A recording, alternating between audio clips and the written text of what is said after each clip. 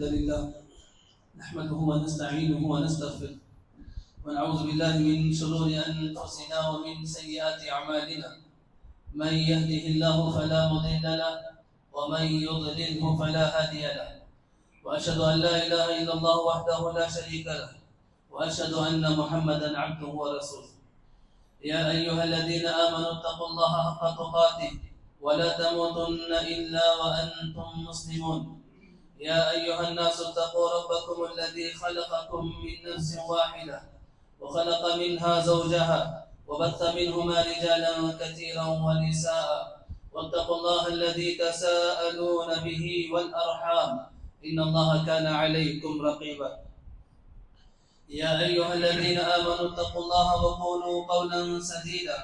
يصلح لكم أعمالكم ويغفر لكم ذنوبكم ومن يطع الله ورسوله فقد فاز فوزا عظيما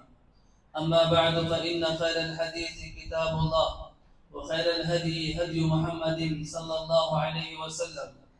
وشر الأمور محدثاتها وكل محدثة بدعة وكل بدعة ضلالة وكل ضلالة في النار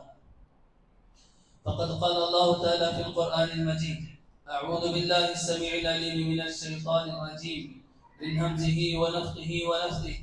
وإن كنتم مرضى أو على سفر أو جاء أحد منكم من الغائط أو لامستم النساء فلم تجدوا ماء فتيمموا سعيدا طيبا فامسحوا بوجوهكم وأيديكم إن الله كان عفوا غفورا رب اشرح لي صدري ويسر لي أمري واحلل عقدة من لساني يفقهوا قولي سبحانك لا علم لنا إلا ما علمتنا إنك أنت العليم الحكيم اللهم اجعل عملي كله صالحا واجعله لوجهك خالصا ولا تجعل لأحد فيه شيئا. معزز حاضرین، اللہ رب العزت نے اس امت کو بہت ساری خصوصیتوں سے نوازا ہے. بہت سارے فضیلتوں سے اللہ تعالیٰ نے اس امت کو نوازا ہے. انہیں خصوصیتوں میں سے ایک خصوصیت یہ بھی ہے کہ اللہ تعالیٰ نے اس امت کے لیے ساری زمین کو عبادت کی جگہ بنا دی. انسان جہاں کہیں بھی عبادت کا وقت ہو جائے تو وہ اس جگہ پر نماز پڑھ سکتا ہے، عبادت کر سکتا ہے. اللہ تعالیٰ نے اس امت کو یہ خصوصیت عطا کی ہے. نبی کریم صلی اللہ علیہ وسلم فرماتے ہیں اعطیت خمسا لم یعطہن احد من الانبیاء قبلی. آپ فرماتے ہیں کہ اللہ نے مجھے ایسی 5 نعمتوں سے نوازا ہے، خصوصیتیں عطا کی ہیں جو مجھ سے پہلے کسی بھی نبی کو اللہ نے نہیں کی. ان میں سے ایک آپ فرماتے ہیں وجعلت لی الارض مسجدا وطہورا. آپ نے کہا کہ اللہ تعالیٰ نے میرے لیے ساری زمین کو مسجد بنا دیا، عبادت کی جگہ بنا دی، اور ساری زمین کو میرے لیے اللہ تعالیٰ نے پاک کر دیا ہے. انسان زمین پر جہاں چاہے وہاں مسجد بنا سکتا ہے، جہاں چاہے وہاں عبادت کر سکتا ہے. سفر میں ہے، نماز کا وقت ہو گیا تو آپ وہیں پر نماز پڑھ سکتے ہیں. آپ جو ہے بیدار نہیں ہو سکے نماز کے لیے، نماز کا وقت جانے کے بعد بیدار ہوئے، آپ گھر میں اسی وقت گھر میں آپ نماز پڑھ سکتے ہیں. تو اللہ تعالیٰ نے اس امت کو یہ خصوصیت عطا کی ہے کہ ساری زمین کو اللہ نے اس کے لیے عبادت کی جگہ بنا دی. لیکن اس سے پہلی جو امتیں تھیں ان کا معاملہ ایسا نہیں تھا. ان کے لیے عبادت کی جگہ خاص کی گئی تھی، چاہے یہود ہو چاہے نصارہ ہو. اللہ کے نبی سے پہلے جتنی بھی امتیں تھیں سب کے لیے عبادت کی جگہوں کو خاص کیا گیا تھا. اگر عبادت کا وقت ہو جاتا تو انہیں اسی جگہ پر جا کر عبادت کرنی پڑتی تھی. اگر عبادت کا وقت ہو جاتا انہیں اس جگہ جا کر عبادت کرنا ضروری تھی. اس کے علاوہ کسی اور جگہ وہ عبادت نہیں کر سکتے تھے، چاہے وہ عبادت کی جگہ ان کے گھروں سے قریب ہو یا دور ہو، چاہے موسم جو ہے سرد ہو یا گرم ہو، چاہے بارشیں ہو رہی ہو، چاہے راستہ ہموار ہو یا نہ ہو، انہیں اس جگہ پر جا کر عبادت کرنا ضروری تھا. نبی کریم صلی اللہ علیہ وسلم فرماتے ہیں وَكَانَ مِن قَبْلِ إِنَّمَا كَانُوا يُصَلُّونَ فِي كَنَائِسِهِمْ. آپ فرماتے ہیں کہ مجھ سے پہلے جتنے لوگ تھے ان کا عالم یہ تھا کہ اگر ان کے لیے نماز کا وقت ہو جاتا تو وہ اپنی عبادت گاہوں میں جا کر ہی نماز پڑھا کرتے تھے. انہیں یہ اختیار حاصل نہیں تھا یا ان کے لیے یہ خصوصیت نہیں تھی کہ وہ جہاں چاہے عبادت کرتے. بلکہ عبادت کے لیے ان کے لیے جگہوں کو خاص کیا گیا تھا اور اسی جگہ جا کر عبادت کیا کرتے تھے۔ قرآن مجید میں اللہ تعالیٰ نے عبادت کی جگہوں کی بعض بیان کی، بعض عبادت کی جگہوں کو اللہ تعالیٰ نے بیان کیا۔ اللہ فرماتے ہیں الذین اخرجوا من دیارہم بغیر حق، اللہ کہتے ہیں کہ وہ لوگ جنہیں بغیر حق کے اپنے گھروں سے نکال دیا گیا، الا ان یقولوا ربنا اللہ، ان کا یہ تھا مسئلہ کہ وہ کہتے تھے کہ ہمارا رب اللہ تعالیٰ ہے، ولولا دفع اللہ، اگر اللہ تعالیٰ ان سے ان لوگوں کو دور نہ کرتا نہ ہٹاتا، لہدمت الصوامع، اللہ کہتے ہیں کہ صوامع وبیع وصلاۃ ومساجد، یہ چاروں عبادت گاہوں کو وہ گراتے تھے، منہدم کر دیا کرتے۔ اس آیت کریمہ میں اللہ تعالیٰ نے عبادت کی 4 جگہوں کا تذکرہ کیا ہے۔ صوامع کہتے ہیں کہ وہ جو اپنے لیے عیسائیوں میں کسی جگہ کو خاص کر لیتے عبادت کے لیے، کوئی تنہا عبادت کرنا چاہتا تھا تو اپنے گھروں میں یا اپنی جگہوں میں کسی جگہ کو خاص کر دیتا تھا تاکہ اس کے اندر عبادت کرے، تو اسی گھر میں جہاں وہ رہتا ہے ہر جگہ وہ عبادت نہیں کرتا تھا، بلکہ جو جگہ اس نے اپنی عبادت کے لیے خاص کیا ہے اسی میں عبادت کرتا ہے۔ اور دوسری جگہ انہوں نے فرمایا کہ بیع کہتے ہیں چرچوں کو، کہ کنائے عیسائیوں کو جو ہے اگر عبادت کا وقت ہو جاتا تو انہیں وہی جا کر عبادت کرنا تھا، نہ وہ اپنے گھر میں عبادت کر سکتے تھے، اگر سفر میں ہیں تو سفر میں اگر عبادت کا وقت ہو گیا تو وہ سفر میں بھی عبادت نہیں کر سکتے تھے، بلکہ عبادت کے لیے اس وقت تک انتظار کرتے جب تک کہ واپس لوٹ کر نہ آ جائے۔ اور اسی طرح صلوات کہتے ہیں یہودیوں کی عبادت کی جگہوں کو، ان کے لیے بھی اللہ تعالیٰ نے، یہودیوں کے لیے بھی اللہ تعالیٰ نے، بنی اسرائیل کے لیے بھی اللہ تعالیٰ نے عبادت کی جگہوں کو خاص کیا کہ اگر عبادت کا وقت ہو جائے تو وہ لوگ وہی جا کر عبادت کرتے تھے، وہ مساجد، اور اللہ تعالیٰ نے ہمارے اور آپ کے لیے مسجدوں کا تذکرہ کیا ہے۔ تو یہ جو اللہ نے تذکرہ کیا ہے، ہر قوم کو ان کی عبادت کی جگہ خاص کر دی گئی تھی، بیان کر دیا گیا تھا کہ اگر تمہارے لیے عبادت کا وقت ہو جائے تو تم اسی جگہ جا کر عبادت کرو گے۔ لیکن اللہ تعالیٰ نے اس امت کو یہ خصوصیت عطا کی ہے کہ وہ جہاں چاہے زمین میں عبادت کر سکتی ہے، جہاں چاہے نماز کا وقت ہو گیا، آپ سفر پر ہیں، آپ جو ہے گاڑی میں صرف گاڑی کو سائڈ میں لگا آپ وہیں پر جو ہے عبادت کر سکتے ہیں۔ تو اس امت کو اللہ تعالیٰ نے اس خصوصیت سے نوازا ہے۔ پہلے نبی صلی اللہ علیہ وسلم فرماتے ہیں وَلَمْ يَكُنْ مِنَ الْأَنْبِيَاءِ أَحَدٌ يُصَلِّي حَتَّى يَبْلُغَ مِحْرَابًا، آپ فرماتے ہیں کہ مجھ سے پہلے جتنے بھی انبیاء تھے تمام نبیوں کا یہ عالم تھا کہ اگر انہیں نماز کا وقت ہو جاتا تو کوئی بھی نبی اس وقت تک نماز نہیں پڑھتا حَتَّى يَبْلُغَ مِحْرَابَهُ، یہاں تک کہ وہ اپنی عبادت کی جگہ کو نہ پہنچ جائے۔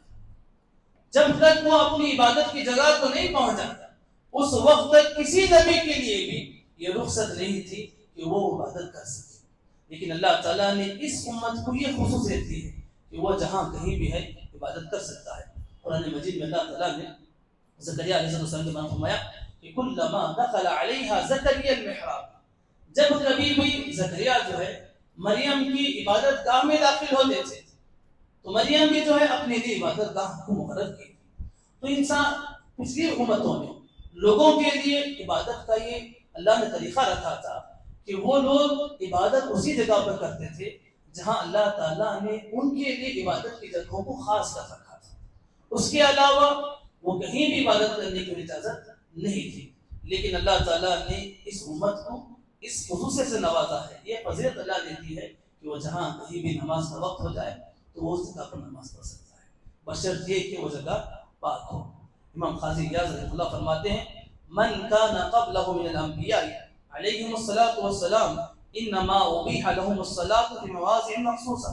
آپ فرماتے ہیں کہ اللہ کے نبی سے پہلے جتنے بھی نبی تھے، جتنے بھی نبیوں کو اللہ نے بھیجا ہے، سب کے لیے نماز پڑھنے کے لیے جگہوں کو خاص کر دیا گیا، وہ وہی جگہ جا کر نماز پڑھ سکتے تھے، اس کے علاوہ کسی اور جگہ انہیں نماز پڑھنے کی اجازت نہیں تھی۔ تو مزید اللہ تعالیٰ نے اس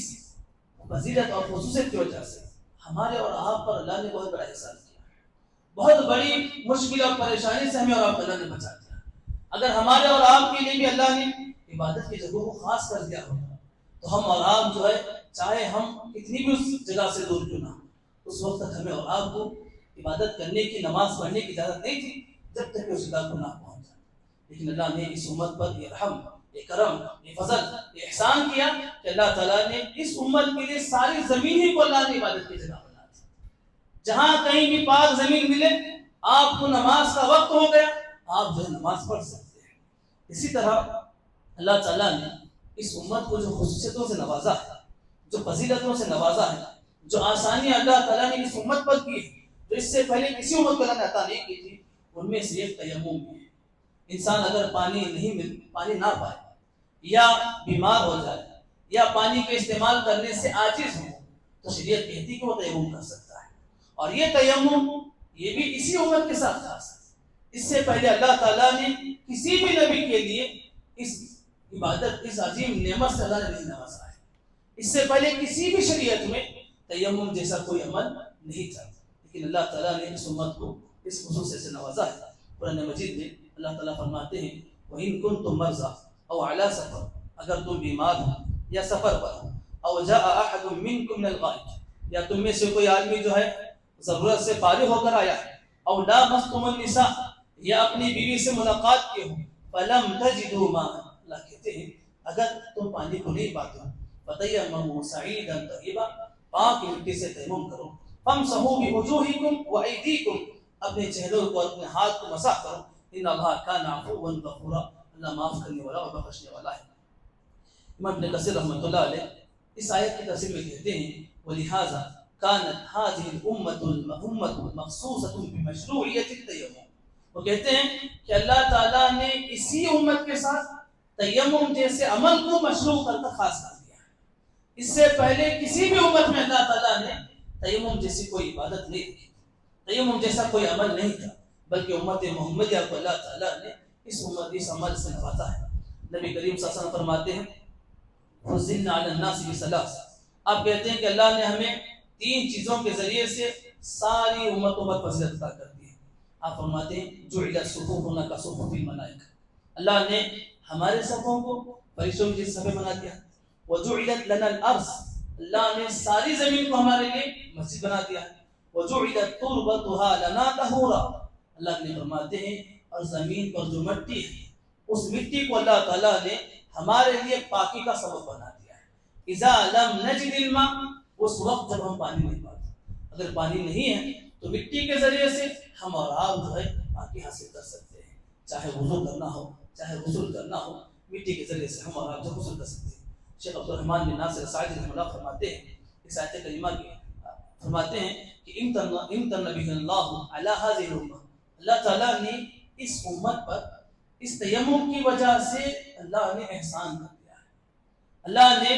اس امت پر تیمم کو جو ہے اتار کر تیمم جیسے عمل کو مشروع قرار دے کر اس امت پر اللہ نے احسان کر دیا ہے، اور اس بات پر سارے علماء کا اجماع ہے۔ اسی طرح تیمم کے بہت سارے فوائد ہیں۔ انسان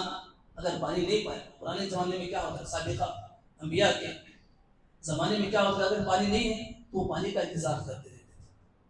بس پانی کا انتظار کرتے رہتے، نماز کچھ نہیں پڑھا کرتے، جیسے ہی پانی مل جائے تو وہ پانی سے وضو کر کے نماز ادا کرتے تھے۔ لیکن اللہ تعالیٰ نے اس امت پر یہ آسانی دی ہے،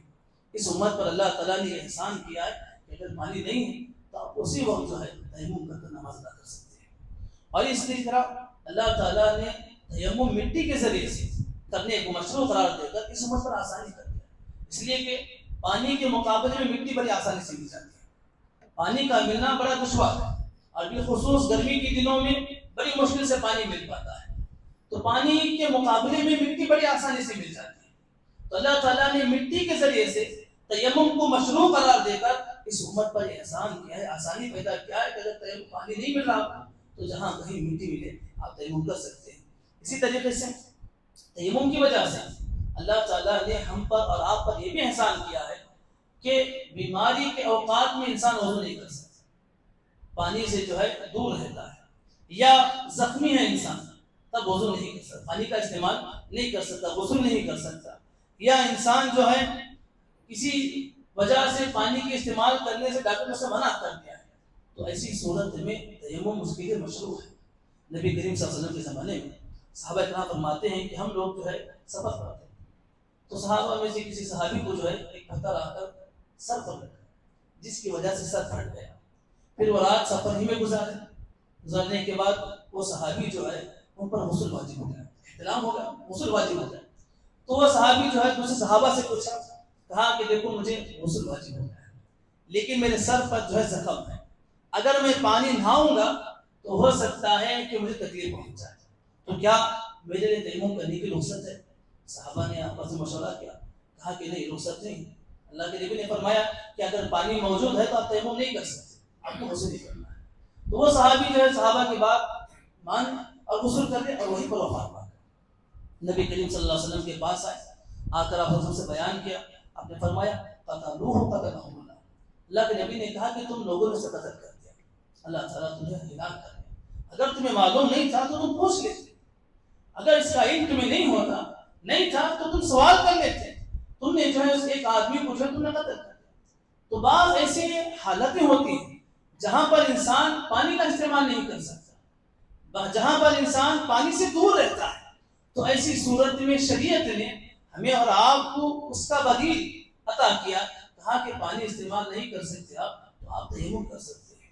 تیمم کر کر آپ عبادتیں کر سکتے ہیں۔ تو اللہ تعالیٰ نے اس امت کو اس خصوصی سے نوازا ہے کہ اللہ تعالیٰ نے تیمم جیسی نعمت اللہ نے عطا کی ہے، اور یہ تیمم جیسا عمل صرف اسی امت کے ساتھ خاص ہے، اس سے پہلے کسی بھی امت میں یہ عمل مشروع نہیں تھا۔ اللہ رب العزت سے دعا ہے اللہ تعالیٰ ہمارے اور آپ کے گناہوں کو اللہ معاف فرمائے، اللہ تعالیٰ ہمارے خطاؤں کو درگزر فرمائے، اللہ ہمیں اور آپ کو اپنے مقام مرتبے کو پہچاننے والا بنائے، اللہ تعالیٰ ہمیں اور آپ کو جو ہے اسی کے مطابق اپنی زندگی کو بسر دینے والا بنائے، اللہ تعالیٰ ہمارے دلوں میں عبادتوں کا شوق کر دے،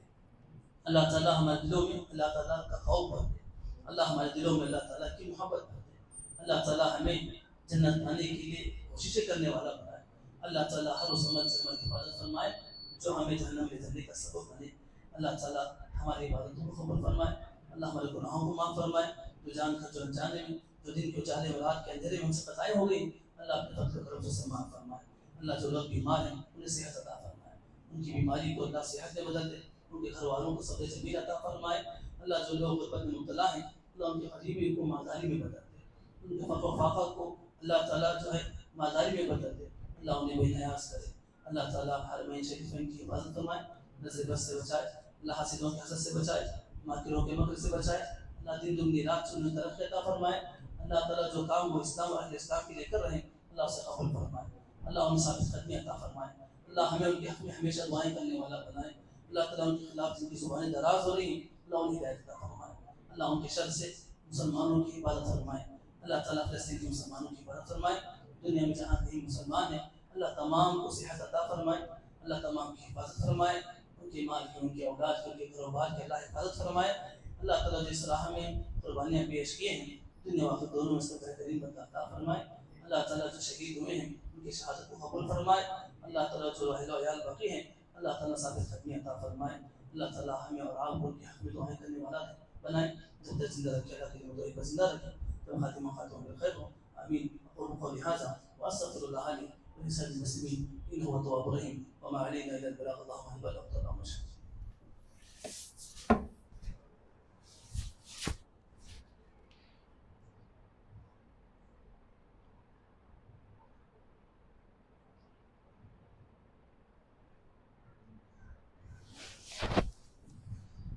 إن الحمد لله نحمده ونستعينه ونستغفره ونعوذ بالله من شرور أنفسنا ومن سيئات أعمالنا، من يهده الله فلا مضل له ومن يضلله فلا هادي له، وأشهد أن لا إله إلا الله وحده لا شريك له وأشهد أن محمدا عبده ورسوله۔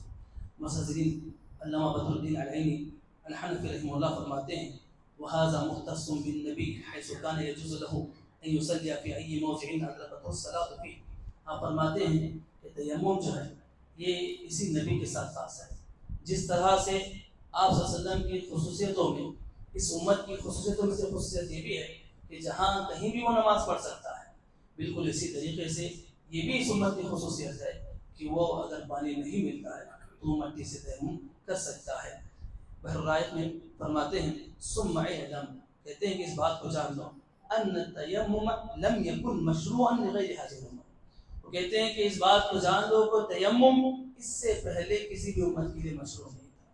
اللہ تعالیٰ نے اسی امت کے لیے تیمم کو مشروع قرار دیا ہے۔ تو یہ ہمارا اس امت کے اللہ نے خصوصیت بیان کی ہے کہ اللہ تعالیٰ نے ہمیں اور آپ کے لیے تیمم جیسا عمل مشروع قرار دیا ہے۔ اللہ سے دعا ہے اللہ تعالیٰ ہمیں اور آپ کو دین کی سمجھ عطا فرمائے، اللہ ہمیں دین کا علم حاصل کرنے والا بنائے۔ بس حاضرین ایک اعلان تھا اس مسجد کے لیے تعاون کرتے ہوئے جائیں. مسجد اللہ کی عبادت کی جگہ ہے. جو لوگ جتنا زیادہ عبادت کریں گے ہمیں اور آپ کے لیے صدقہ جاریہ کا سبب بنے گا. اور عبادت کی مسجدیں جو ہیں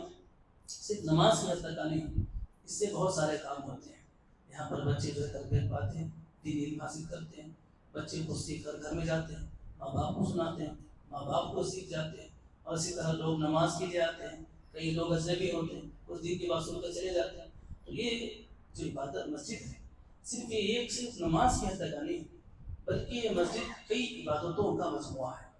اگر ہم اور آپ اس مسجد کے لیے، اللہ کے گھر کے لیے تعاون کریں گے تو ہمیں اور آپ کے لیے یہ عمل صدقہ جاریہ بن سکتا ہے. کثرت سے جو ہے مسجد کا تعاون کریں، اللہ کے گھر کو آباد کریں، اللہ تعالیٰ کے گھر کو جو ہے ترقی دے. اللہ تعالیٰ سے دعا ہے اللہ تعالیٰ ہمیں اور آپ اللہ کے راہ میں مال خرچ کرنے والا بنائے. اللہ جو مال خرچ کریں اللہ سے قبول فرمائے. آمین. قال اللہ تعالیٰ فی القرآن المجید ان اللہ وملائکتہ یصلون علی النبی یا ایھا الذین آمنوا صلوا علیہ وسلموا تسلیما. اللهم صل على محمد وعلى ال محمد كما صليت على ابراهيم وعلى ال ابراهيم انك حميد مجيد. اللهم بارك على محمد وعلى ال محمد كما باركت على ابراهيم وعلى ال ابراهيم انك حميد مجيد. عباد الله رحمني ورحمكم الله،